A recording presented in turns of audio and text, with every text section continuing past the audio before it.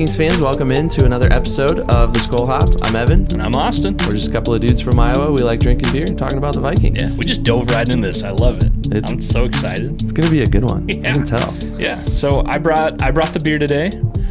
It might just be a regular thing from now on until like enough people tell us to stop doing it. We're going to keep doing the mystery beers. I think this is the 5th version of the mystery beer. Yeah. Is that right? Yep. The specifically foil wrapped mystery beers. Yep. I think it's fun, and even if people don't like it, you know what?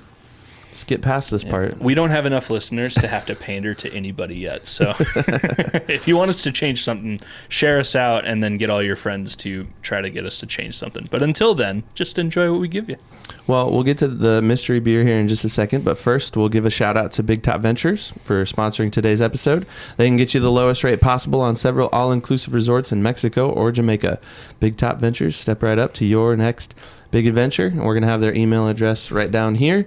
So make sure you send them an email if that's something that interests you. And fun fact, I took my daughters out to Culver's for lunch today. Oh, yeah? And there was somebody sitting across the way from us with a Big Top Ventures hat on. There's probably a really good chance I know who that person is. I thought about asking them if There's they knew who you were. There's only a few people in the world right now that have those hats. That's true. After we record, we'll play a game of Guess Who, and I'll see if I can figure that out. And I don't know who they are. I was too busy wrangling cheeseburgers and French fries and stuff for my kids. If you're a listener and you were at Culver's tonight, when are we recording? May 27th. Let us know if you were there and you were wearing a Big Top Ventures hat. That would be super fun. Because right off the bat, I can think of 2 people that I think it would be, and then a third maybe. But yeah. There you go. All right. It was fun to see a Big Top Ventures logo out there in the wild, not just here on the Humble podcast. You know what else is really fun about Big Top Ventures? What's that? I'm going to freaking be in Cancun in less than a month. We've been building up to that. Oh, I've been building up. We booked this trip over a year ago. I can't... To say I can't wait is such an understatement. I can't wait. I'm giddy. I am little schoolgirl giddy about this trip. I can't wait. You got to start getting the base tan going on here. You know, I think it's too late. The trip is too soon to make any drastic changes. I'm not going to lose 100 pounds in the next month unless I went tanning. I guess that's just go sit outside for a little bit. You got to get that base layer. I've got a little bit of a farmer tan going on just from mowing the lawn and stuff. I'm a track coach. I got an even better one. Oh, there it is. Nice, Ev. Sick brag. not that sick. Not that sick. But yeah, I'll be there and I'll be talking to the Skol Hop. We'll do a recording when I'm in Mexico.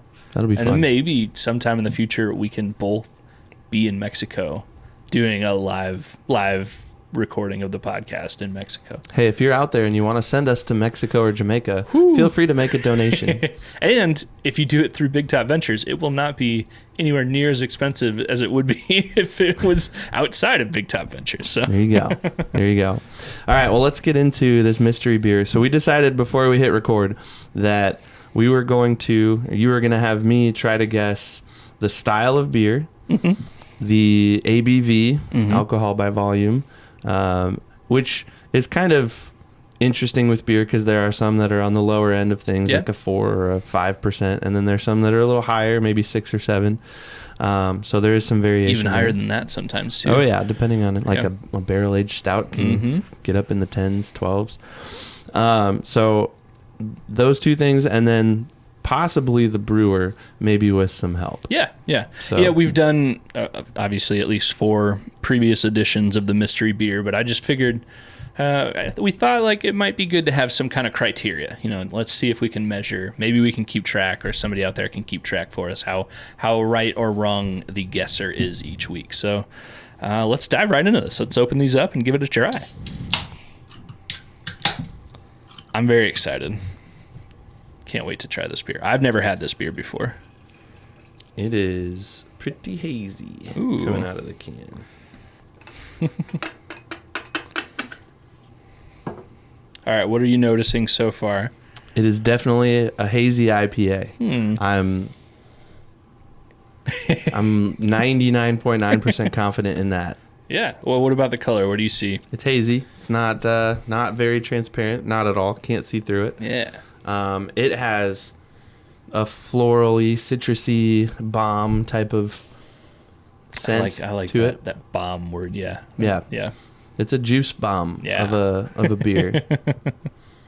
So it's very hoppy, very florally, and that's just the color and that scent leads me to believe it's a hazy IPA. Yeah. Final answer. Just a quick little cheesy reminder. If you are listening and you want to see what the beer looks like, we do put our episodes out on YouTube, and you can watch it on Spotify as well. So check that out. You're missing some stuff if you're not watching us too.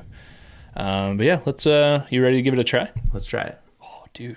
Skol. Skol. I almost forgot. I was It's okay. so ready. It's okay. Yep. Oh, yeah. Hazy IPA. Okay. Yes. It's interesting. Correct. It's interesting because I told you this before we hit record. I had 2 Surly Furiouses Ooh, at that's a dinner good beer. tonight. And this is not that. I can tell you that. One, No. because that's not brewed in Iowa. Yeah, and first off. we wouldn't have that on the podcast. And 2, it's just a different vibe, but similar. Similar vibe. I think this is more fruity than that Surly Furious IPA. Yes, I which would the agree. Furious is fantastic. It's one of my favorites. I would agree. I'm getting some notes of like pear or apple or something like that. I don't know. It's faint, but it's there. Well, you nailed the hazy IPA. You got that. Okay. Any kind of guess on ABV? So I looked at the Surly Furious can. Those were 6.7%. I feel Okay. like this is a little less than that. I'm going to say 6.5. Oh, I don't know if anybody in the world could notice a 0.2% difference, but this one, is that your official guess? 6.5? Yeah. Yep. All right. Well, again, just like nobody could really notice a 0.2% difference, I don't know how many people would notice a 0.7% difference. This clocks in at a nice even 6.0. Okay. 6.0. But still hefty enough to let you know it's there, but also not one that you're concerned after 1 or 2. I was correct that it was on the lighter end, though. All right. All right. Brewer. This is where you can ask some like guess who type questions. Radius from where we live, is it greater than 50 miles, less than 50 miles? That's a really good question because I do not know exactly where the city. I know the city, but I don't know where that is in relation to us. I can tell you it is not a local brewer. Okay, so it's not. If I had to guess more or less than 50 miles, I'd say more, but that's not fair to you because I couldn't point on the map the general area of where this is. Okay. So it's from farther away. Some notable name. Is it a big name Iowa brewery or is it one of the smaller? For us, it's recognizable. If you're outside of an Iowa resident, I don't know. You're kind of hit or miss on if you've heard of this. We have had one of their beers on our show in the past. One. Let's look at the list then. And it's been a minute since we've had one of theirs. May have been pre-Skol Cave recording studio. Wow. Okay. Maybe.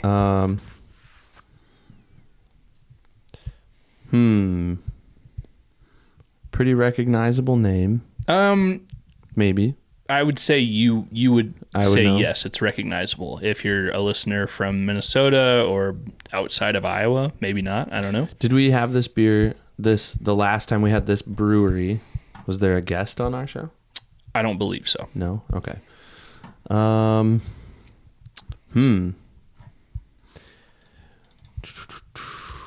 going to go with Peachtree. Ooh, you are 100% right. And it was after we moved to the Skol Cave, so this may have been on camera as well. There you go. And no guest for that one. The episode before this one, we did have Dustin Baker. Gotcha. But yeah, Peachtree out of Knoxville, Iowa. Do you know where Knoxville is? I don't know off the top of my head. We should know. Sorry, Peachtree. Let us know where you are. We'll look it up quick. Yeah. Knoxville. But yeah, you were the last one to bring the Peachtree beer back in December, and you brought us the Red Rambler, which of course you did. Of course I did. A red or an amber or anything like that. That's all Evan. It's south and east of Des Moines, probably about Okay. 45 minutes to an hour. All right. It's pretty close to Pella. Oh, nice. Okay. So Sweet. it's kind of south central Iowa. Yeah, and I would have gotten that wrong. I don't know where I would have guessed. I thought maybe it was a little closer to Iowa City, but All right, any guesses on the name? And this is difficult because if you're not a regular... It's Peace Trees Hazy IPA. I don't know the name off the top of my head. All right, let's crack them open because you nailed it. I'd say you're close enough to getting all three. Get a little hazy. Oh, I crushed my can. So yeah, we are having the Peachtree Brewing Company Get a Little Hazy India Pale Ale. It's their 6% India Pale Ale, their IPA. And since it is the first time I'm trying this, I can say it's delicious. I like this one a lot. Obviously, for me, it's a home run, and it's the style of beer I love the most. It's the type that I love the most. It's delicious. Juicy, citrus-forward IPA that's silky smooth without the bitterness. I would agree with that. Yeah, it's pretty good. That's a spot-on description that they've got on their can. Yeah. The Furious that I had a little while ago, just a little more in your face, a little more intense. Yeah, a little bolder. Yeah, and I like both. Mm-hmm. So this is a good way to end Memorial Day weekend. I like it. Yeah, I thought it was a good one. Glad you like it. So we'll give a better review after we've had a couple more, but yeah, let's dive in. Skol. You want to grab a couple more? Mm-hmm. We can fill up these glasses. While you're getting those, let's kind of get set up here for our first talking point. You found an article written by Dustin Baker at Vikings we Territory. love his work. And here, I'll pop these off. All right. The title of the article is 4 teams similar to the 2024 Vikings according to Vegas. Yeah. So this one I think he put out, I don't know, sometime, maybe even today, but sometime in the last couple of days. Again, we're recording Monday. Memorial Day is when we're recording. So if you're looking, I don't know when you're going to listen, but yeah, check out VikingsTerritory.com. And search up this article and really everything else he's got. But this one seemed kind of interesting because you can be a diehard fan of a team, and I think we're both diehard fans. It's pretty obvious. Yep. And you can even say that you're objective and you follow the league as a whole, and you can honestly say like, yes, my team is really good or mid-tier, really bad. You know, I think most people, if they're honest, they would say like, yes, my team really does look a certain way. But it's kind of interesting to look at what Vegas has the odds for. And in this article, Dustin is listing out other teams in the league that have similar current odds in Vegas to win the Super Bowl this coming year, which I thought at this point, as far as we go, diehard / casual fans, people that are listening to us, maybe it is nice to get a truly objective look at the rest of the league. So yeah, Dustin lists out 4 other teams that have similar odds. Do you recall what the odds are currently for the Vikings? So the Vikings are currently plus 8,000. Okay. Plus 8,000. And I'm not the betting person here in this duo. You are. So you simplified this for me. You put it into terms that a 5th grader could understand. If you bet $10, you would win $800. Yep. So if you bet $10 right now on the Vikings' current odds at 8,000, if they won, the payout would be $810 because you'd get your money back, and then you would profit $800 with those plus 8,000 odds. Yep. And so there's currently a 1.23% chance that happens, or 80-1 odds. Yeah. Essentially. So that 1.23% chance, or the 80-1, is all just other ways of saying very close to that plus 8,000 odds. So usually if a team is plus some number to win, it means they're the underdogs. And if a team is minus some number to win, then they're the ones to win. I haven't looked it up, but I would imagine the Chiefs right now, usually for this kind of a bet, the Super Bowl in May or June, everybody is kind of looked at as an underdog because it is so far away, and I mean, nobody's a lock to win anything right now. But that being said, I would guess the Chiefs are something like plus 300 or something like that to win the Super Bowl. Is that your guess? Yeah, I have it here. Did you look it up? Okay, I what looked is it up. My official guess is plus 300. They are plus 550. Ooh, okay. Currently. All right. And the Niners are close second with plus 600. Okay, so the Chiefs and the Niners are the current 1 and 2 betting odds to win the Super Bowl, which makes sense because they're the most recent appearances. They're the most recent teams to appear in the Super Bowl. Yes. So. The thing that I appreciated about Dustin's article was, and he put this in kind of the opening sentence here, or opening paragraph, maybe I should say, that it's helpful to understand what tier the Vikings currently exist in when it comes to all 32 teams in the league. And I kind of envision those like kind of those viral like tiered lists where you get all the teams listed out kind of horizontally, and you've got the S tier and the A and the B and the, you know, so on and so forth. So this is helpful for that purpose, I think. And unfortunately the Vikings aren't up there in that S tier or A tier. Yep. Vegas is not very confident in the Vikings right now, which, I mean, It's as a understandable. diehard fan, my instinct is gonna argue with that, but I also would like to say that after a minute and some explanation, I can be talked into the correct idea, whatever it is. I will say one big caveat is Vegas, just like the rest of us, we have no idea how this quarterback situation is actually going to pan out this season. We have hopes for this season and beyond, but we don't really know. So, yeah, we can dive into this. So Dustin lists out 4 other teams that are similar. One is slightly better odds than the Vikings to win, but still very close and very similar.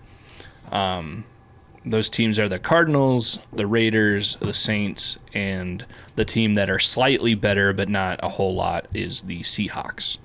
So what are your thoughts about the Cardinals? Are you surprised to see that the Vikings are viewed, at least by Vegas, as on a similar tier to that team? A little bit. I thought the Vikings were more successful last year than the Cardinals, but then of course the Cardinals started Josh Dobbs, and Dustin lays this out in his article. They started Josh Dobbs for the first half of the season, and On purpose. Yeah, and I think they were just kind of waiting for Kyler Murray to get healthy. They were just kind of buying their time, and seems like he's coming back, and that'll be a good thing for the Cardinals for sure. And they've got Marvin Harrison Jr. To throw to, which will also be helpful. But Dustin points out in the article, and I agree with him, it's going to depend on their defense. If their defense shows up, they could be a sneaky wild card team. Oh, yeah, absolutely. But I would also say the same for the Vikings. If we can get consistent play from Sam Darnold or JJ, whoever, and if our defense can really make a difference and not be really good, shut out good one game and then give up a bunch the next game, if they can be consistent game to game and keep that point differential low and get some turnovers and all that, then I don't know. I think the Vikings could be a sneaky wild card favorite as well. Yeah. So I really do, and this will derail it a little bit. I really do think the Vikings will overperform. I think in his article here, Dustin says that Vegas has the over-under on wins for the Vikings this year, somewhere around 6.5. Man, I'm not going to come out here and say, oh, they'll win, 15. But last week when I was talking to the Breakfast Ball Boys, I think Breakfast Ball Boys, they do not call themselves that. That just came out. The guys from You Betcha and Breakfast Ball. I predicted a way too early season prediction as 11 wins. Ooh, wow. And I really think, man, I know I'm a homer. I know that I am. This is not half full. This is I know. more than half empty. I know. What's wrong with you? I know I'm a diehard. I know I'm a homer. And usually, like you just alluded to, I'm usually the doom and gloom. Like the one that they'll get sacked on the first play of the first game and say, season's over. Like this is ridiculous. You are that person. I can attest to that. I really think, and we can go over this when we do our season game by game predictions. I really think they didn't get worse really at any position. It's just maybe the quarterback, because you're going from what you have in Kirk to what you have no idea. It could be a Pro Bowl type year for Sam Darnold, or 30 interceptions between the two quarterbacks. You never know. Anyways, yeah, I think the Cardinals, to get back on track here, the addition of Murray, who I've never been a huge believer in, but the addition of him, presumed healthy, ready to go, plus a massive, talented weapon in Marvin Harrison Jr. Yeah, like Dustin says, if their defense holds up, they do look to be a much better team. So I'm okay with the Vikings being compared to the Cardinals right now. I'll say I think the Vikings are better anyways. So the second team that Dustin talked about here was the Raiders. Yeah. And in a similar vein to what you were just saying, Dustin says here, and I quote, "The Raiders are really doing it, bouncing into 2024 with Gardner Minshew and Aiden O'Connell." And that is surprising. They had opportunities to go after a lot of guys in the draft and the UDFA process, and they still have, I would suppose, opportunities to go after somebody, but they've passed on notable names like Spencer Rattler, Joe Milton, Michael Pratt. Like all of those guys have just kind of been like, nope, we're not going that direction. We're sticking with Minshew, O'Connell. And I'm a teacher, so I kind of like once a year or twice a year, depending, I get new groups of kids. Sure. Yeah. And it's always like a bittersweet thing because you're like, what you have with the classes that are leaving, and you don't really know what to expect with this new group. And I worked with a teacher once who would always say, like, it's tough to let go of those old classes because they're kind of like a used car. You know the problems that you have with them. You love this analogy. I love it so much. It's great. It's a good one. But you know what I'm saying, right? No, like, yeah. Like, the problems. There are problems, and sometimes they just suck. But you deal with them, and you know what you have with them, and that's hard to give up sometimes. And maybe that's the route that the Raiders are taking. They know what they have with Minshew. They know what they have with O'Connell. And they're just going to roll with those two guys and see what happens. I do believe Antonio Pierce, who is definitely a player's coach and somebody people will fight for and fight with, and fight because of. I definitely think Antonio Pierce will raise that organization higher than previous head coaches have. But I think the Vikings quarterback-wise could be in a very similar position that the Raiders have allowed themselves to be in. I mean, what were the Raiders picked? 14 or something? They were only a couple back from the Vikings in the draft. And, I mean, I don't think JJ would have lasted another couple of picks. Yeah, sure, Sean Payton is trying to say he didn't really want to trade up for JJ or anything, but F that guy. Yeah, I don't think the Vikings, if they had the same pick that the Raiders ended up with, would have been able to land JJ and a top-tier defensive player in Dallas Turner in the draft. The Vikings would have had to definitely fight, scratch, and claw a lot more. And who knows, maybe the Raiders did and it just didn't work out.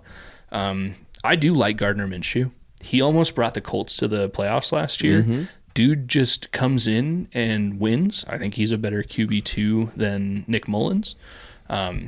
No offense, Nick Mullins. I think he's a really good QB too. He's kind of got that like Jeff George vibe where like he looks kind of goofy. Yeah. He's got kind of an odd personality, but the difference between Gardner Minshew and Jeff George is he's a heck of a lot more accurate and I think a better quarterback. Jeff George was a gunslinger and threw a lot of interceptions, and it was fun to watch because sometimes he hit and sometimes he didn't.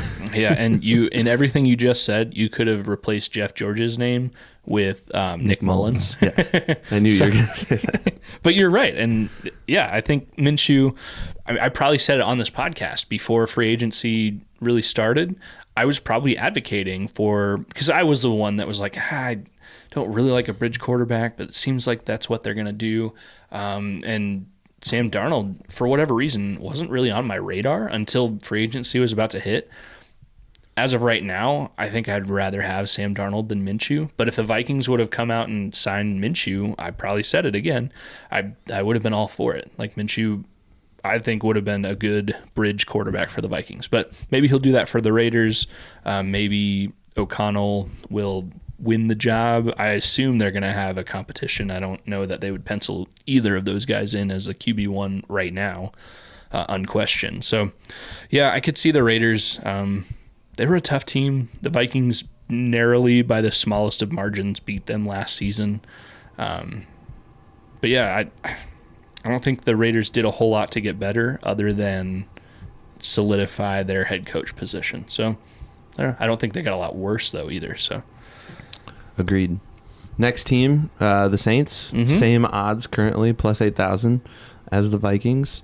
Another team that's not budging really on that quarterback position. Yeah. And I think maybe part of it is just out of obligation to their own pocketbook. They paid the guy. They paid Derek Carr. Yeah. And yeah, I forgot how much his contract was for. I just looked it up. Derek Carr's contract that he signed prior to last season was for 4 years, up to $150 million. So that's a commitment. That's a Kirk Cousins type commitment. I mean, yeah, sure, it's $30 million less than the up to for Kirk Cousins, but yeah, the Saints are in it for at least 1 or 2 more seasons with Derek Carr, good or bad. Yep. And yeah, he's to me not the best quarterback. Dustin says it here. The result was a humongous example of mediocrity. Yeah. So I would agree with that, and I'm glad the Vikings aren't in that situation. We both expressed prior to Kirk leaving that we would have loved to see Kirk Cousins stay, and I would not have been upset with that, and I don't think the Vikings would have been in the position that the Saints are in with Kirk. I mean, rolling forward with Kirk would have cost a lot, but it would have been a cost that was worth paying. To have consistency at that quarterback position, to have the leadership that comes with Kirk Cousins, to have the toughness that comes with Kirk Cousins. Ultimately, he's gone. We can't do anything about that. Yeah, I'm still a little sad. We could do a whole, if not a whole podcast, a whole series of podcasts right now on the what ifs of Kirk Cousins staying in Minnesota rather than going to Atlanta, which that might be a cool, like, maybe we'll have, if there's some more dead space in the season, we can have a couple of what if episodes.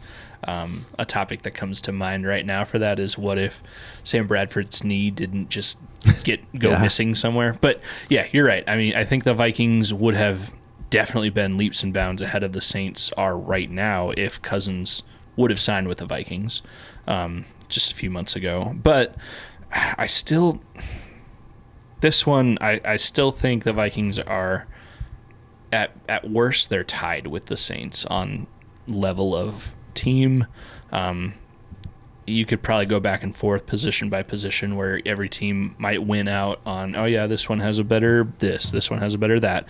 But yeah, they're the ones to me that feel like the Vikings and the Saints feel the most similar, and they're probably going to end up with a very similar record, barring any injury or anything crazy. Side note really quick, because we were talking about Kirk, I saw a tweet, I think it was today, somebody did a just totally ridiculous playoff bracket for this coming season, and it had the Vikings beating the Falcons in the NFC Championship game to go to the Super Bowl. Can you imagine the week leading up to that hypothetical NFC Championship game with a J.J. McCarthy-led Vikings hosting a Kirk Cousins-led Falcons, and I can't picture. I think Minnesota would disintegrate. I just it would. I don't know what would happen. It would be so crazy. We'd get 1 billion downloads on our podcast that week. Like, it would be the story of the tale of the tape. It would be a story that has been building for years. Script writers, if you're listening, put it in there. NFL script. We know it's out there. We know that you write these things into the season. So there's your storyline there. I don't want that. I don't know. That just thinking about that kind of a thought process just makes me uneasy. The Vikings won for what the Vikings go to the Super Bowl in that scenario. It's Vikings Falcons in the NFC Championship game, and the Vikings win. Oh, okay. And this was obviously made by a Vikings fan because the Vikings go on to win the Super Bowl. I don't remember who was on the AFC side. It doesn't really matter. I did see a weird YouTube video last season where this guy just sat in front of his computer and made the Vikings get the number 1 seed overall. I don't know. Maybe you should Google the Skol Hop or something like that. Just Google that and see if you can find that video. But yeah, people put out some crazy stuff. Hey, that video got some views. I liked that video a lot. You did a good job. That's one of that wasn't like a homer No, that was what would have to happen. What would it take for the Vikings? And at that point, it was still very much it was mathematically viable. Yeah, but a lot of people had to lose, and the Vikings had to win a lot of games. And that just didn't happen, especially with our beleaguered quarterback situation. Yeah. So I'm feeling anxiety about that hypothetical scenario of the Vikings playing the Falcons in the NFC Championship game. I don't want that to happen. Obviously if that happens and they win, then I'll be super pumped, obviously. But man, please don't let that happen. For my heart's sake. All right, the final team that Dustin mentions here as being in a similar tier to the Vikings this coming season would be the Seattle Seahawks.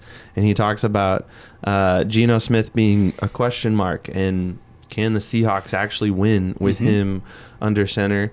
The Seahawks did get Sam Howell. Yeah, they traded for him, yeah. So that's kind of an interesting addition. He was pretty decent, I would say, in Washington, but of course Washington went after Jaden Daniels, and he had a good amount of turnovers, and I don't know. I feel like you can only look so good playing for the Commanders. I mean, but yeah. The Seahawks, I might have missed if you just said this. They were the one that they were slightly better odds at plus 7,500 to win the Super Bowl, which is only slightly better. I mean, a $10 bet is winning you $750 rather than $800. So, I don't know. 1 point. It's still a less than 2% chance probably of winning, and then 75 to 1 odds. So, I don't know. The Seahawks I might know the least about of all these 4 teams. I know they drafted Byron Murphy the second, however he wants to go by, in the first round, the defensive tackle that I would have liked to see in purple, but oh well, they got Dallas Turner, so you can only be so upset about that. And other than that, I don't know how much better they got. I mean, they have a new coach now because Pete Carroll retired suddenly. So, we'll see. It's all kind of just what's going to happen. So Vegas has been known to be wrong, but more often than not, it's creepy how right they are. So there are a handful of other teams that are kind of in a similar tier based on this DraftKings odds that I was looking at. Okay. So I'll just list off the other teams that are similar to the ones that Dustin listed in his article. Tell me which one stands out to you. So the Seahawks were plus 7,500, so are the Bucks. Ooh, okay. I would have guessed a little bit more for the Bucks, but so would have I. Like a little, that they would be a little bit better. Yes, have agreed. A better chance. Yeah. But they're currently, as of today, when I screenshotted this, plus 7,500. Okay. Same as the Seahawks. And then on the other end of things, the Commanders plus 10,000. Okay, which is worse. I mean, that's a good amount of distance. Yeah, but DraftKings also has the Cardinals at plus 10,000 and the Raiders at plus 10,000. Oh, so this is a little bit more updated than Dustin's article, maybe? Either more updated or a different source. Sure. He may have been looking at a different book. That's true. I don't know that he lists out. Maybe he does, but in his article, I don't know if he lists out per this sports book. I'm not sure. And I'm not seeing it. Okay. But that could be oversight on my part. Anyways, but similar to the Cardinals and the Raiders currently in DraftKings world, the Commanders and the New York Giants. Okay. So you already mentioned that the Bucks seemed maybe a little bit better to you than the Seahawks even. Yeah. I just, based off the way they played last year, I am a Baker believer. I would have been perfectly fine if the Vikings had if things had fallen differently, obviously this wasn't even close to a possibility, but if Baker would have somehow come to Minnesota rather than Kirk, my Sure. number one was maybe re-sign Kirk, but not mortgage the rest of your future for it. And then number two was draft the guy of the future, but also not mortgage the future for it. And obviously the second worked out better than I think anyone could have imagined so far. But yeah, I would have been okay with Baker. He would have been one of my happier things to happen above Gardner Minshew or something like that. So yeah, I think the Buccaneers are set up to be a little bit better. Mike Evans, they locked him down for a little bit longer. They locked down Antoine Winfield Jr. for quite a bit longer, another handful of years. I think he's the highest paid defensive back right now. So yeah, I do believe in the Bucs more so than the Seahawks. So just looking at this list before we move on, because it's interesting to me. Yeah. I don't put money on anything this way. And so just to think about putting money on these games and then think about which teams are currently kind of in the mix, it's just interesting to me. I would not put money on the Jets right now. No, because, and yeah, obviously they have Aaron Rodgers. But, I mean, and this is blasphemy because Aaron Rodgers, we all know what's going to happen. He's going to come out. If he's healthy, he's going to throw for 10,000 yards and he's going to break the record for touchdown passes. No, his other Achilles is going to snap 3 seconds into the season. It would season. be the funniest thing ever. But what, as Vikings fans, what we expect to happen, because he's been a Packer for so long, is that he's just going to light it up. So if I had to guess for him to throw more or less than 4,500 yards, I'd say definitely more. But outside of Aaron Rodgers, I know they have a pretty decent defense. I don't know that the Jets are entering team to beat. They might be better than the Vikings if everything's healthy and equal, but I don't think they're up to Chiefs or Niners level. So DraftKings has them at plus 2,000 right now. Okay. Which would put them in the playoffs, I think, if what I'm looking at were like the top echelon 14 teams make the playoffs, yeah. Playoffs, right. Yeah, they would. At this rate, and this isn't split out by conference. Yeah, sure. It would take me a minute to figure that out. But just at a very quick glance, they would be a wild card team. Mm-hmm. The Jets would be. And I could see that. Again, I would bet, yes or no if the Jets make the playoffs. As of right now, I'd put money. If I had to, I'd put money on yes, they would make the playoffs. But even a healthy Aaron Rodgers, I don't think that team is competing for a Super Bowl outside of some crazy stuff happening. Sure. It's just interesting, It's just interesting how these people that are putting money on things kind of shape the landscape of the league before we even play a single game. Yeah.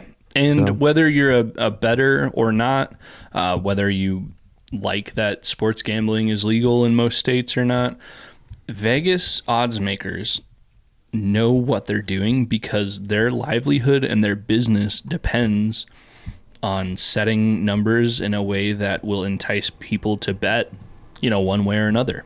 Like if they have a good feeling that the Vikings are going to win 7 games, they're going to set that over under at 6.5 games or maybe 7.5 games, and they're going to find that sweet spot, and that's what they do for a living, and for the most part they're really good at it.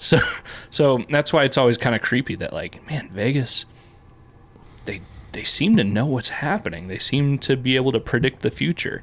If they bet the over under for points in a game at 47 points, you better believe it's going to be right around, like 20 to 27 as an end score, like they know what they're doing. So let's transition here to our next talking point here. And let's maybe frame this in light of our most recent talking point. What are the betting odds for JJ, not JJ McCarthy, but Justin Jefferson, arguably the best wide receiver in the league? Mm-hmm. What are the odds that he isn't wearing purple next year? So I don't know if that's something you could actually bet at a sports book right now. And if it is, I don't know what those odds would be. But if I had to guess, I don't think there's any question in 2024, as the way things sit right now, that Justin Jefferson will start and end the season as a Minnesota Viking and play normally, every game, barring injury, he will have a regular Justin Jefferson season. I think, because what you're alluding to is if you Google Minnesota Vikings right now and hit that news tab, the first 50 links that Google gives you is going to say something to the tune of, the Vikings are going to trade Justin Jefferson, or they tried to trade him in the draft, or they tried to trade up for Malik Neighbors, and if they had gotten Neighbors, they would have traded Justin Jefferson. Because there's a Charlie Walters article, tweet, quote, I'm not sure, but Charlie Walters said somewhere out there something to the tune of that the Vikings wanted to trade up to take LSU wide receiver Malik Neighbors in the draft. And if the Vikings had been able to do that, that they were willing to trade Justin Jefferson after selecting that player. There's a quote that there was buzz at the draft time that the Vikings wanted to move from number 11 to number 5, not to pick a quarterback, but to get LSU wide receiver Malik Neighbors, who was picked 6 by the Giants. Had that trade occurred, Jefferson would have been traded and Neighbors would have been the number 1 receiver. Do I think those words were never spoken, ever? Sure, you could get me to believe maybe Kwesi, in some kind of a smokescreen type of way, would have tried to flirt out like, hey, yeah, we're trying to move up, but really, we like this Neighbors guy. We're good with Sam Darnold. We don't want a quarterback. I don't think that was ever a factually true statement, whether somebody said it or not. Which there's no way we'll ever know for sure if somebody actually said that unless recording and video stuff comes out. Do you think it was a legit conversation between Kwesi and KOC in let's just think theoretically, because again, we'll never know, but do you think they thought about hey, we love JJ a lot, he's a great guy, he's been a great player for our team, but there is a future out there without him, and a future without the big paycheck that he's due. Yeah. Right? We could open up a whole bunch of possibilities if we get a cheap rookie like Neighbors or whoever else, right? Yeah. Marvin Harrison Jr. So there were a lot of options that way, right? I really think, honestly, for every player in every position, there's a number. Whether you could be peak career Tom Brady, there is a number that the Patriots would have accepted to trade him away at. Yep. And if there's not a number for a player, then a GM, it shouldn't be the GM. If you don't have a price, because if somebody comes up and offers you the next 30 first-round picks for a guy, I don't think that would be, approved by the league. But if somebody offered you 30 first-round picks for a guy, I don't care who it is. You're taking that offer. There is a price for everybody, and I truly believe for every player, even right now for JJ McCarthy, the Vikings have, or at least are willing to think about and name a price for every player on their roster.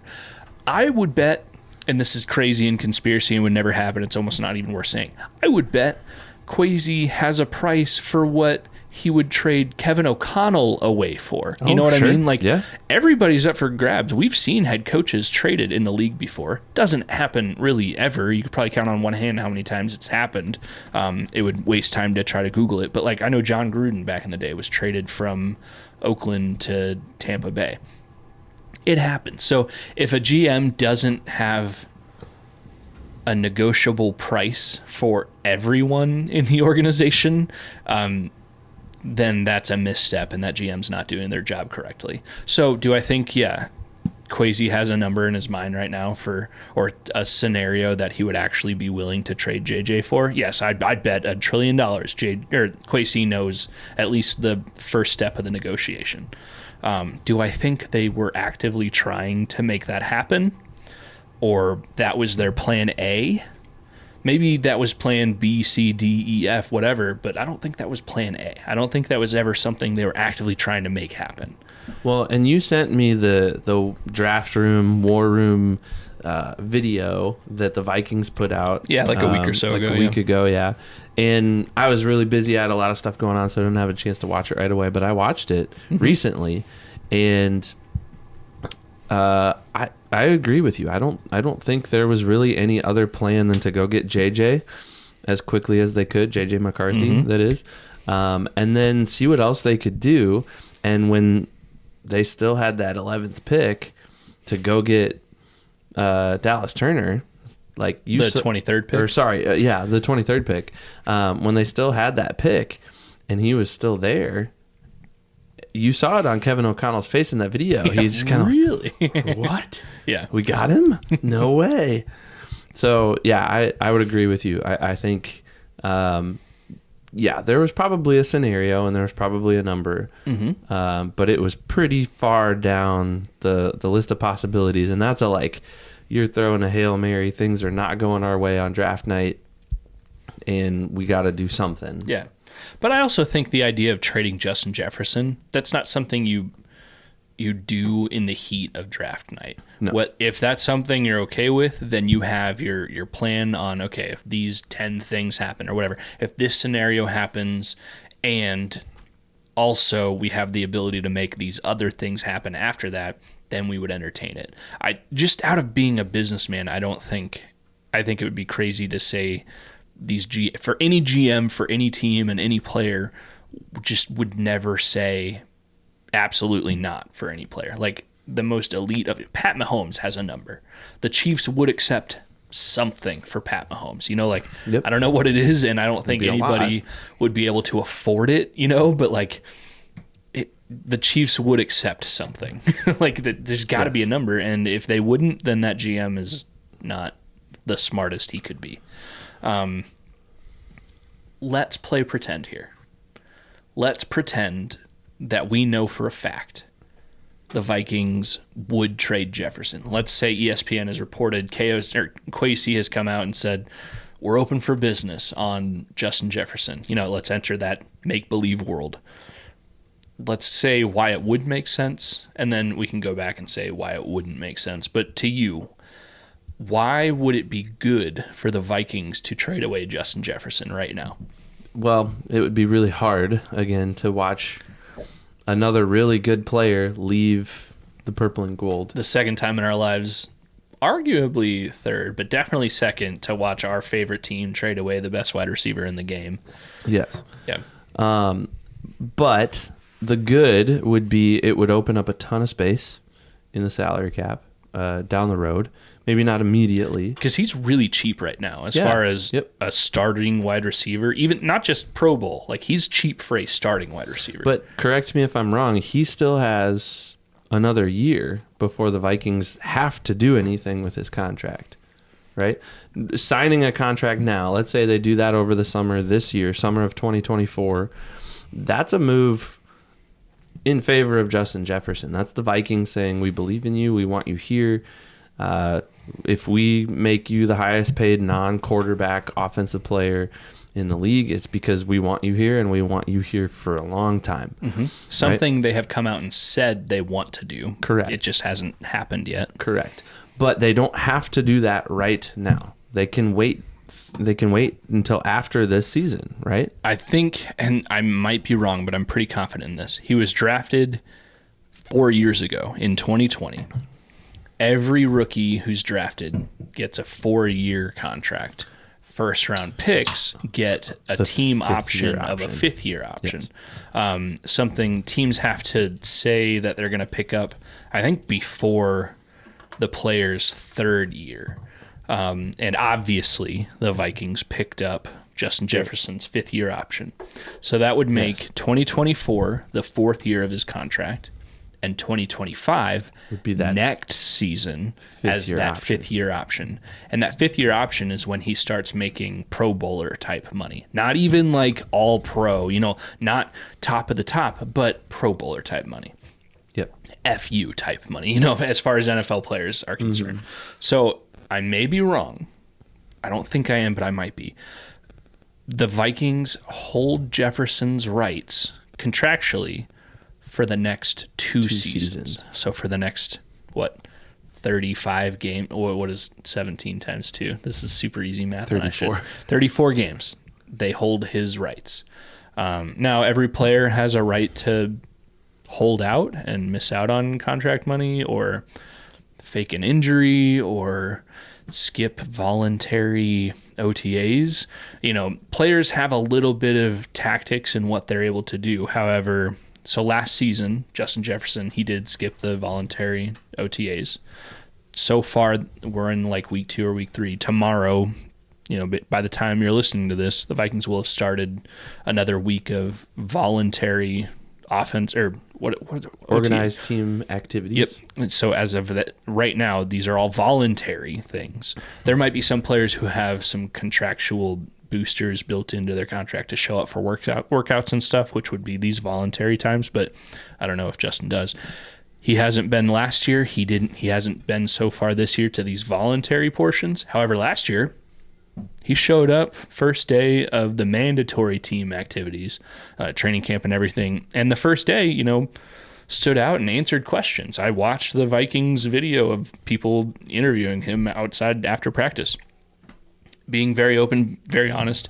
Justin Jefferson and the Vikings, neither of them has said or done anything to make anyone think there's some ill will or that a deal might not get done. The only thing is that literally a deal hasn't been done yet. So that's the only thing. And I wouldn't say the only thing, because I think one of the biggest things Justin has been waiting for is what will the Vikings do at quarterback. Maybe. And what we don't know is how he feels about J.J. McCarthy and how he feels about Sam Darnold. And we may never know how he personally feels. He may have a really good script that he's going to fire out there whenever there's a microphone in front of his face and he's giving those public remarks. But that was the storyline all season last year. Oh yeah, how does he feel about Kirk leaving? Is he going to leave if Kirk leaves? Yeah, all of that. Well, and even before Kirk left, it was the writing was kind of on the wall that Kirk would maybe leave, especially when Kirk went down and was out for the rest of the season. And during that time, JJ, every chance he got, would almost go out of his way to say, I love Kirk. Kirk is my man. He put the top 10 chain around his neck, which I chalk that up to, one, he really does like Kirk Cousins and really likes him as the guy throwing him passes. And two, JJ, who he's proven this outside of Kirk, is a good teammate and a good Viking. So he's a good dude. So all of that mixed together, that's why we're seeing, does he love Kirk so much that he wouldn't want to be on the Vikings without him? I think that's a little far-fetched, but I don't know. It could be their truth. Speaking of far-fetched, this may be really far-fetched, but I just had the thought while we were talking all of this out. Is there a hypothetical? Because we just got done saying everybody has a number. Every team has a number. Every player has a number. Do you think the Falcons have a number for JJ? Do you think the Falcons are like, well, yeah, if the Vikings would give him up for this? Yeah, I think that's the flip side. Everybody has a number for what they would take for one of their players. They probably have a number for, maybe not for every player in the whole league, but they probably have a number for what they would at least start off the conversation with for any other, decent big name player. That's why these teams scout everybody so much, whether or not they're going to draft them or sign them, because you never know. 3 years down the line, maybe you need a quarterback and Josh Dobbs is available. What information do we have on him? Oh, we liked him. Can we back it up, see if that's true, false now, or whatever? So, yeah, I would imagine the Falcons, just like any other team, has an idea of what they would enter the conversation with for Justin Jefferson. Whether the Vikings would ever even pick up the phone, which they should, because you should pick up the phone for anybody, because you never know. Could be 30 first-round picks. It's always worth a conversation. Absolutely. And then at worst, you can just say, nope, not interested, it's a business. And move on. Because as far as I know, there's nothing against like GMs talking to other GMs about players on their own rosters. Now, obviously, if a coach comes in a press conference and says, yeah, that guy on that other team, I really want him. Like, I don't know what they're doing on the front office end, but I want him on our, like, that would break some rules. Like, that would be crazy. I really just wanted to drop in another Moneyball quote, but I'm going to refrain from that. That's all right. Anytime we talk about GMs and trades, that movie just like flashes right to the front of my brain. Mm-hmm.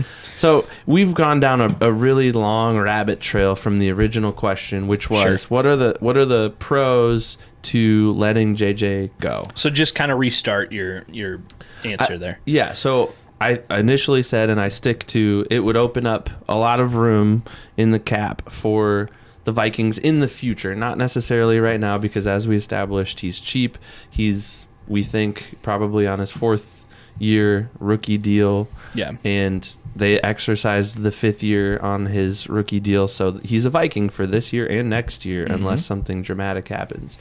But beyond that 5th year of next season, the 2025-26 season, I think it opens up a lot of possibilities that the Vikings won't be on the hook for a $35+ million a year most expensive non-quarterback offensive player in the league type of player, which opens up options in free agency. It opens up options in the drafts. It opens up opportunities to trade. There's a lot of things there that are good if Justin Jefferson, that is not a Viking. So that's my big kind of takeaway. Yeah. If he's not, it would be hard for me to see him play for another team. But Absolutely. So my pros are probably going to be exactly what you just said. It would be a historical haul. yes, Think what the Vikings gave up in the early 90s for Herschel Walker. The Vikings would receive, maybe it wouldn't be 30 first-round picks. That it probably wouldn't even be 3 first-round picks. But it might be 2 plus. You're looking at it from plus the like opposite. a starter. You're looking at it from the opposite side. What do the Vikings get if he's not there? Yeah, and I'm looking at what do the Vikings, like, what aren't the Vikings on the hook for if he's not there? Yeah.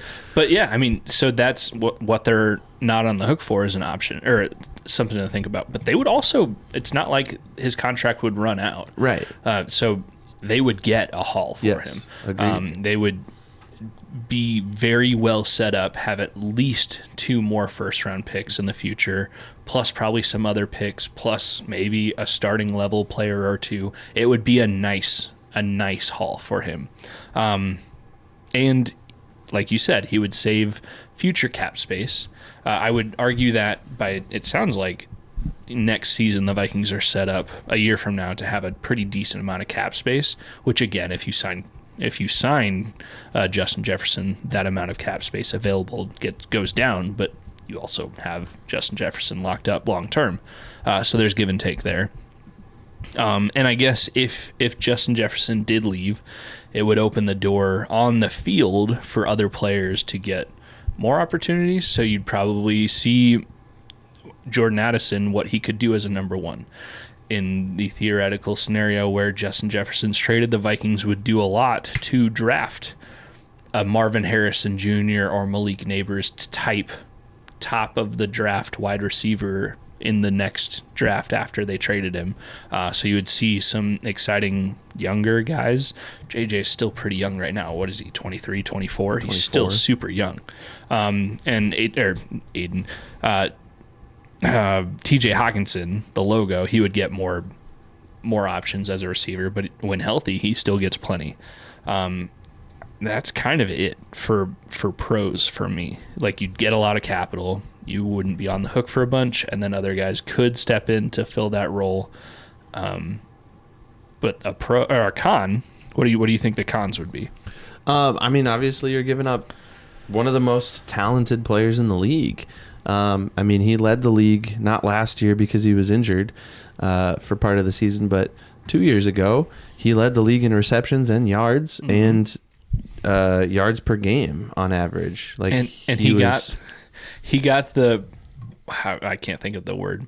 So the MVP is basically just become who's the best quarterback. Yep. He got the best non-quarterback player in the league award as the offensive player of the year. Anyways. Well, he was fifth in the MVP voting. Yeah. He was the AP Offensive Player of the Year and a Pro Bowler. Like, he had a ton of accolades 2 years ago, in addition to leading the league in all of the key receiving stats, pretty much. So that's what you're giving up. You're giving up, arguably, when he's healthy and ready to go and has a good quarterback throwing the ball to him, you've got the league's best receiver. That's what you're giving up. Commodity. Yes. Yeah. So that's tough to get rid of, right? Like, it's tough to walk away from that. So Absolutely. And it's tough to bet on what you could get in return for him, and tough to bet on the players that could possibly fill that role. Like you mentioned, Hawkinson and Addison. Like, yeah, sure, they're great players, but can they be league leaders? Can they? And not even that. Like, those things don't matter, right? Ultimately, if you don't make the playoffs and don't get to a Super Bowl, the right? only thing that matters is Super Bowl wins. Absolutely. So, yeah, I'm famous for saying that. I don't care about anything, wins and Super Bowls. You could have Who cares? a roster full of players that don't lead the league in anything, but get you to a Super Bowl. Mm-hmm. That's what matters the most. Absolutely. So there is this kind of give and take, and it makes being a GM these days so challenging, because there is such a wealth of information out there. And like you mentioned a little bit ago, like, teams probably have these just full profiles on these guys,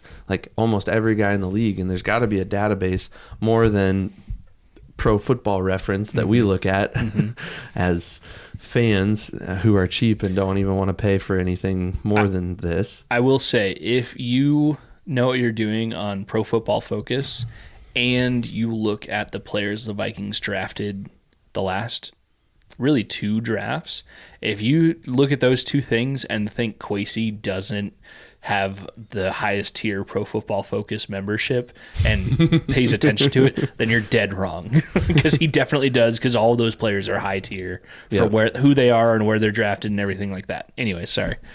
Oh, I absolutely think that analytics plays a huge role in how these GMs make their decisions, and they have to, right? Because at the end of the day, their jobs are, did you make the best possible decision with the information that you were given? Mm-hmm. And I'm gonna quote Moneyball here. Do it, just man. have Do to. it. I'm never gonna tell you no. Do it.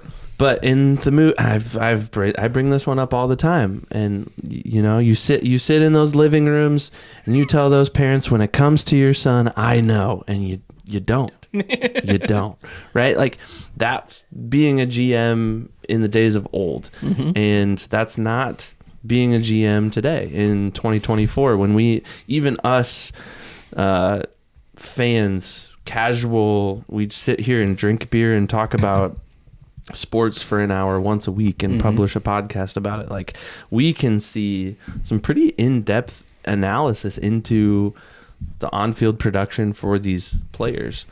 We do need to make a correction. JJ's going into his 5th season. Oh, okay. He's played 4 years. Oh, I guess I looked over. He was drafted in 2020, so then it starts at 2021. So I looked over the 2020 year.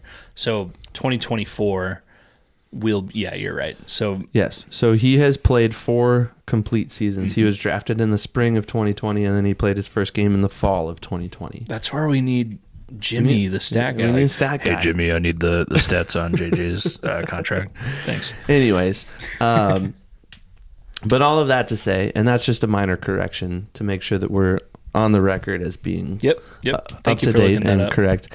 All of that to say, like, even we have access to this, and of course, GM for what we would say is a top tier NFL franchise. Vegas doesn't agree, but screw Vegas. Of course, Kwesi's going to have the top subscription to every, and maybe the NFL gifts all 32 GMs with, like, hey, we'll give you every single thing we have to make it a level playing field. I don't know. These GMs probably have, so if the highest level of subscription for PFF was, like, if they called it Premier, I don't know what they call it, but if they called it Premier, these NFL GMs, they probably get like super ultra elite premier, and the coaches might only get like ultra elite, but the GMs, they get super ultra, and we get the standard. I will see. Yeah, exactly. So I will say it is a huge correction that he's already played 4 seasons, because he's going into his 5th year. This is his year where he's making starter good player money, and the Vikings technically only have his rights for this coming season, 2024 season. However, the franchise tag exists, and they could tag him for the 25 season, which would be a very expensive tag. At that point, if you're going to tag that guy, just sign him and pay a little bit more per year just to lock him down.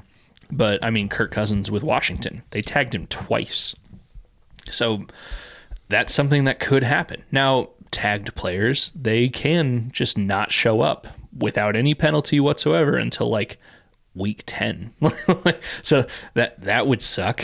We saw the Vikings without JJ for a while. Fined. And if that's something that a player has in their pocket, I touted JJ as being a very good guy, not a locker room cancer, good for the community, good for everybody, says all the right things. If he gets tagged and he didn't show up until week 10, I wouldn't fault him, because I also say these players should fight for every dime they can get in their playing years, especially a historical player that JJ is on track to becoming. Like, correct. He needs to fight for every dime he can get. It will suck if that means his fight means somebody else other than the Vikings pays him those dollars, but I think the Vikings will.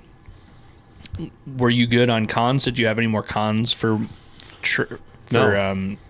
keeping Jefferson? No. All right, so I'll just go through my list just because I wrote them down. Cons, obviously, you'd be getting rid of one of the best players in the league. Not just the best wide receiver, but one of the best players. Somebody the league puts out there as a marketing icon. Even if you got if you got 5 first-round picks, which that they wouldn't get that for anybody, but even if you got that, how often do we see first-round picks bust out? I mean, if you got 5 Laquan Treadwells, like, that's as good as giving Justin Jefferson away for free. Like, first round picks are not guaranteed to be good. JJ McCarthy included, Dallas Turner included, Caleb Williams included. Nobody's guaranteed to turn out to be a good player. That's why the term bust exists, and the Vikings have had their fair share of busts. So you're not guaranteed to get requisite value if you trade him away.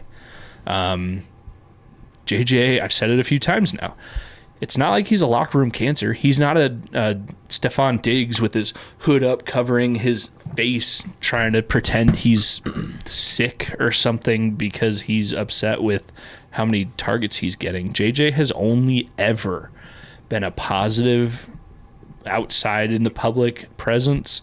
In the media, we've never heard Justin Jefferson actually hates Kirk Cousins. Like, we've never heard anything bad. I think the only negative thing we can ever point to is one time, like 3 years ago, towards the end of a game, it may have been a critical point in a game, Kirk held on to the ball for just a second too long, and he like overthrew Jefferson or threw it to somebody other than Jefferson, and it happened to be a game that Jefferson was mic'd up, and you could hear something like, F, Kirk, yeah, or something. Throw the effing ball, or throw the ball, Kirk, or something. Like, you could hear something like that, and that's in the heat of a play. Yep. And he may have already addressed that in the past. It was years ago. That's the only thing we can think of that's like, oh, maybe Jefferson doesn't love Kirk.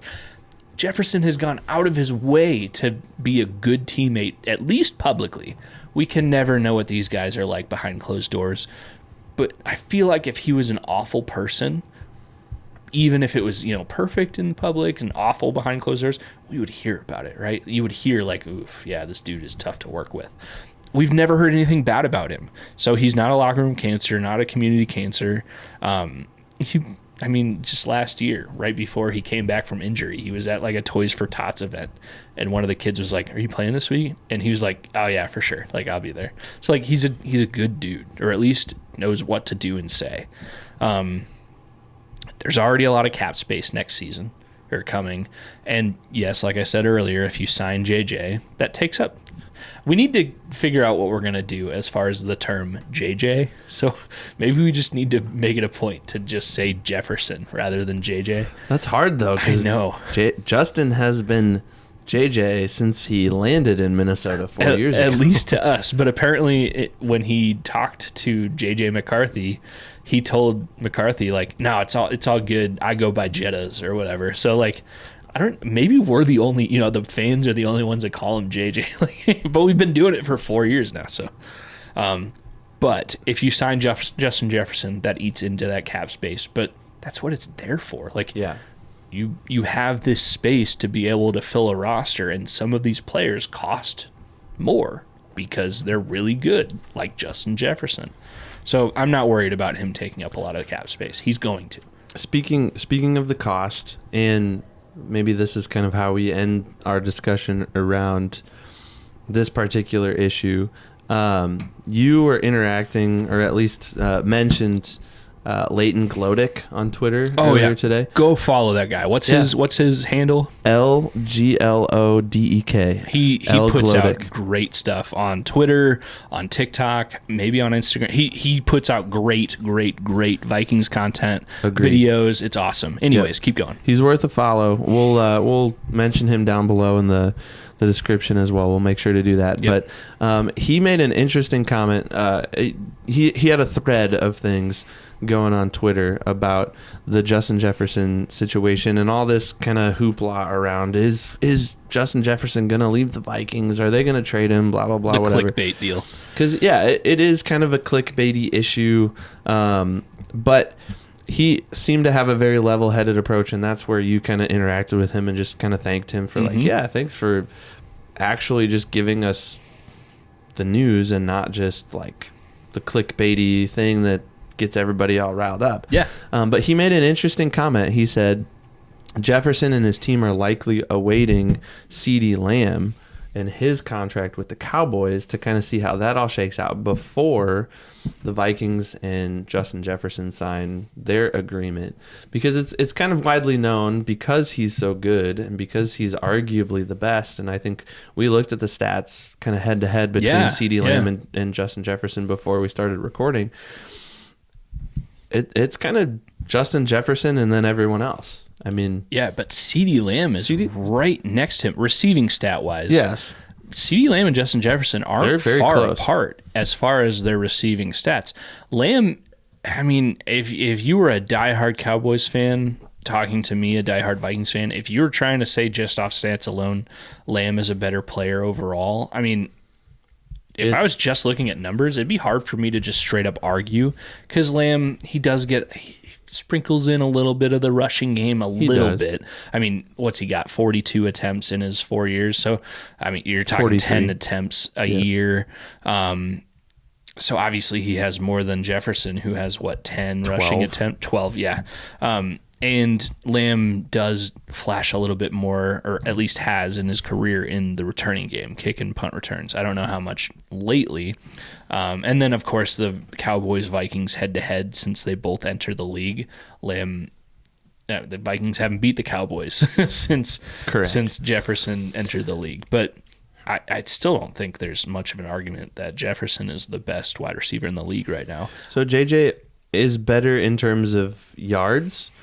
Total yards, it's 5,899 for Justin Jefferson and 5,145 for CeeDee Lamb. And reception yards per reception, JJ has 15 yards per catch, whereas CD only has 13. Okay. And then in terms of fantasy points, which, I mean, that's a thing. It's a thing. Yeah. It's a measurable thing. That it's a takes metric. account of like yards, catches, touchdowns. I mean, it's like a total sum of everything. Boiling things down to one number. JJ gets that as well at 783, whereas CeeDee Lamb's at 760. Okay. So still really close. Like, yes, JJ comes out on top. Again, if you want to throw in the returning and the rushing stuff, sure, maybe. Some of that just comes down to offensive system. Exactly. Right? Like, we've seen JJ rush the ball. It's just he's not asked to a lot. And thank goodness. And Dallas is maybe giving the ball to some of their receivers more often than we are in Minnesota, and that's fine. The other interesting thing to note is CeeDee's got 6 more games on Justin Jefferson, and that's due to injury. He sat out for 6 games. And I don't think we're even close to saying JJ Justin Jefferson is injury prone yet. Now, if he has another 6-7 game stretch this year where he has a hamstring injury or something, that's going to be the talk of Jefferson's career too. Like, oh, is he an injury prone guy? Yeah, I think it's too early. But again, to get back to your point, Leighton does point out something I hadn't thought of before, and maybe it's common knowledge, I don't know. The Vikings might just be waiting, and JJ or Justin Jefferson might be content waiting to see what CeeDee Lamb gets, because obviously Jefferson is better and should get more. How embarrassed would Jefferson's agent be? And for all I know, they're the same person. But how embarrassed would Jefferson's agent be if CeeDee Lamb ended up getting like $5 million more a year than Justin Jefferson when it all shaked out? Yeah, I don't know. So it could just be a waiting game, and it's something that doesn't have to happen this second. But I'd be a lot more comfortable if it happened sooner rather than later. Yeah, it would be nice to just get that resolved and get rid of these clickbaity headlines and all of the like, oh, did you hear what happened to Justin Jefferson? Well, no, nothing's happened with him yet. No, like, we're good. Just calm down. Simmer down. But yeah, to your point, Leighton Glodek, I'm sorry if I'm not saying that name right. Solid social media follow, puts out really good content, especially on TikTok, even not just specifically Vikings, but some good entertaining voiceover content with some video and stuff. But yeah, I really appreciated his level-headed, common sense thread of tweets about like, hey guys, Jefferson, it's okay. He's not getting traded. Don't worry. At least not right now. Like, we don't have to freak out because there's some clickbaity headline going around. It will be interesting to see how that all kind of shakes out in the offseason. And I wouldn't put it past the Vikings to make a splash or two in addition to that. I think that will be a splash in and of its own. Whether they choose to do that this offseason or wait until next offseason, I think they have the team has the right to wait until next offseason. That'll be cutting it a little close. I mean, that would be the line. Like, right. He's no longer under contract as of March, Yeah. Like, so that would be interesting to see, but it would be nice if they just took care of that, moved on one way or the other, right? Just, yep. We're rolling with this guy. He's going to be a Viking for a while, or best of luck, we're going to find someone else. Yeah. To kind of go with a little bit of the theme of one of our segments today, if I was betting, by kickoff against the New York Giants week 1 for the Vikings, if I was betting yes or no if the Vikings had a long-term contract with JJ or Justin Jefferson, I'm going to try to just say Justin Jefferson rather than JJ from now on. And I've totally messed it up the whole episode. But I would say yes. I'd bet that yes, they will have a long-term contract, signed, resolved, not even an issue by the time they kick the ball off against the Giants on week 1. And that maybe I'm hopeful, maybe I'm just a hometown, homer or whatever, but I really think this is too big of a deal. This is a fireable offense to not get Jefferson re-signed. It should be the only thing Kwesi's thinking about right now after the draft and everything. This should be his number one priority. And I think it is. I would hope it is too. Yes, I think it is wise to wait and see what happens with the other wide receivers. Absolutely. But there could be, and maybe I'm way off in left field on this, but there could be a small chance that they're waiting to do this in the middle of the season. Yeah, man. And that kind seems of too close though. Revive a little bit of the PR around the Vikings. Like, let's say that the Vikings lose 5 games in a row. Well, okay. Let's push this out and let's see if we can at least get people talking about us again. And I could see that hopefully thought process. I'm hopeful that doesn't happen. I'm just saying that could be an option, and that could be something that at least the team is thinking about. I think Justin Jefferson would cringe at that thought. Like, why are you using me as a pawn to increase your publicity when we're playing poorly? I'll say this, like I just said confidently, they'll have a deal signed by the first game of the season. I'll worry. Like, I'm not worried until Kickoff. And then if they don't have a deal signed, it's like, we're in the season. Like, how many times do we hear like a high profile player saying like, I'm just gonna not negotiate until after the season's over, once the season starts, because I only want to focus on football.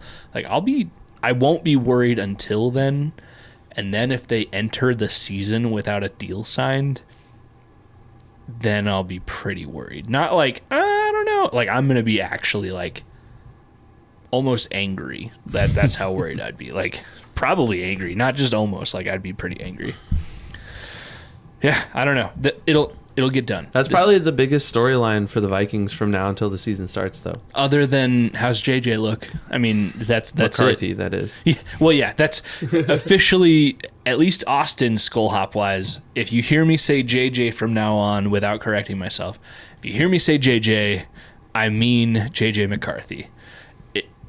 Now, I might confuse the piss out of a lot of you talking about JJ's receiving stats this year. No. I'm going to try really hard just to say Jefferson until we get something where, like, we hear from Justin Jefferson, like, no, guys, I've wanted for years everybody to call me Jettas, or just call me Justin, or as a fan on this podcast, if I say JJ, I mean JJ McCarthy. I mean, they're both 5 syllables. Is it really that much to just say all 5 syllables? Oh man, our Justin episodes, Jefferson. Our episodes would be way longer than JJ an McCarthy. hour and 20 minutes long. Do you want to squeeze in this last little segment here, or you want to save that for another time? I'll leave it up to you. On-air production meeting, listeners. We do have one more segment. It's kind of you could argue for late May, early June. It's kind of like a filler. Everybody's kind of doing this segment. I still like it. I still think it's worth doing. However, we are planning on having Dustin Baker. We're going to interview him in the next few days to add into next week's episode. I kind of think this might be a fun one to talk to him about. The only thing, he's so good, I'm slightly afraid he will have a full article about. So the topic is not just surprising Vikings cuts, but it actually lists out 5 players, and how surprised would we be if player A, B, C, D, or F gets cut. So I wouldn't put it past Dustin to put an article out about these specific players and like rank them on surprise level, but I still kind of think it's worth the gamble. What do you think? I say let's wait. Okay. And maybe Dustin's out there listening and he's like, oh, that's a good idea. Oh, man. Dustin, thank you so much if you're listening. Code word cheese pancakes. Just tell us that word, and that'll be the way we know you're listening. You're not listening, obviously. We're not that high on your radar. I hate the fact that you used the word cheese. Come on, man. This is a Vikings podcast. Dang it. That's just my normal, like, here's a code word. Like, if I ever ask you, like, hey, just to prove you were paying attention, I gave you a code word, every time it's cheese pancakes. And I don't know why it's been that way since college, but yeah. So Dustin, if you're listening, just give us a code word. I'm going to embarrass myself when we talk to you here in the next few days and say, hey, Dustin, what's the code word? And you're going to be like, what? Although if you say, oh yeah, the code word's this, Evan and I are just going to go nuts. We're going to light off fireworks and just go crazy. But yeah, I agree with you. Let's save this last segment for Dustin. It's a good one to save. Sweet. I agree. Well, what'd you think of the Get a Little Hazy from Peachtree? I would love to get a little more hazies from Peachtree because this beer is fantastic. I agree. This is very easy drinking, smooth, not as intense as the Surly Furious that I had for dinner earlier. Oh, yeah. And that's a good beer in its own right. A very notable Minnesota beer, in fact. But oh, yeah, absolutely. Surly is a massive Minnesota brewery. But this is great. And I would definitely recommend, especially if you're in the hazy IPA kind of category. If that's your beer, check out Peachtree. Absolutely. And get a little hazy in your fridge. It's a good one. Peachtree, if you are listening, I'm going to Mexico within a month.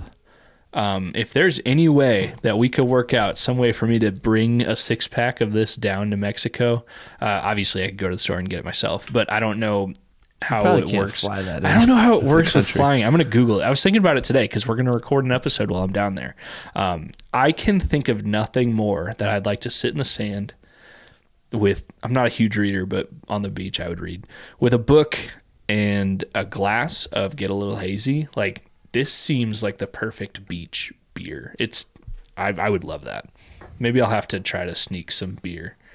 Just sneak it in your suitcase. Wrap it in some socks and underwear or something. You'll get through security. It'll be fine. I would hate to be imprisoned in Mexican jail or fined $1 trillion pesos. That's just when you plead your case. Listen, I'm on an Iowa beer only podcast. I had to stay true to the podcast. But yes, this beer is fantastic. I would love to. This is entering the rotation for sure. I like it. It's a good one.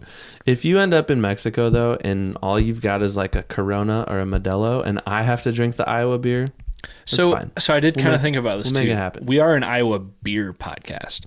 We have never defined tequila or rum or, I mean, really, if you want to get down to it, soda. But let's be real here. We've never defined other alcoholic beverages or substances. So I think maybe I'll just have to put my foot down and say, you know what? I can't do a beer. I'm not going to do a Modelo or anything. I'll have to just do a margarita, you know? I wouldn't fault you. I like a good Corona. I like a good Modelo. Yeah. They're good beers. And to be fair, if you're out there listening, we don't only drink Iowa beer all the time. We like Iowa beer and we celebrate Iowa beer, and that's why we only drink it here at this desk on this show. And we'll only ever drink Iowa beer on this show. That's the But you commitment did we just made. say, and I agreed, the Surly Furious, that's a fantastic beer. Love that beer. I'll It's a even, good one. dude, I'm going to do it. And I've done it before on this show. New Glarus, their Moon Man, it might be a perfect beer. And I know it's a Scotty beer. But darn it, it's good. I would take a Spotted Cow any day of the week. It's good stuff. So I'm sorry if we I just... like Moon Man too, but Yeah. Spotted Cow is my thing. Moon Man might be my favorite. It's in my top 5. Easily. Yeah. It's a good one. Someday we should do our top 5 all-time beers. Well, man, as far as Iowa beers are going, this Get a Little Hazy is making a case right now. It's a good one. So Very good one. Yeah, thanks, Well, Peace Tree. Yeah. We're getting down to the end of it. Yeah, we got enough for one more Skol. Yeah. All right. It's been a good episode. Agreed. I've had fun. Agreed. And we've mentioned it a few times, I think, already in the episode, but come follow us. YouTube, Spotify. We're on Facebook, Twitter, Instagram. And we're pretty much everywhere. If you just give us a Google, we've even got a website out there. So come on and check us out. And we'd love a follow wherever you like to engage with this type of content. And we'll follow you back. And if you drop us a comment, we'll comment back. Absolutely. We're doing our best to stay interactive and support the Iowa beer community and support our favorite team, the Vikings. And if you like merch, I mean, Evan's repping our t-shirt right now. You can get a couple of different colors. That's right. We got a nice little flag below us. This helmet on our desk, that's a custom-made deal. But if you want it bad enough, let us know. Send an email to theskullhop@gmail.com. Everybody's got a price. Yeah. We've got a price. Yep. We've got a number for this guy right here. We got it all. So if you like us, let us know. If you hate us, let us know. And if you want some merch, let us know. Yeah. We have an extra t-shirt and we've got a few other things. We've got some stickers on hand. So a giveaway will be happening. It's just we need to figure it out. Yeah. We've got a business meeting coming up. We'll figure that out. We will. All right, man. Best episode yet. Skol. Skol. That's a good one.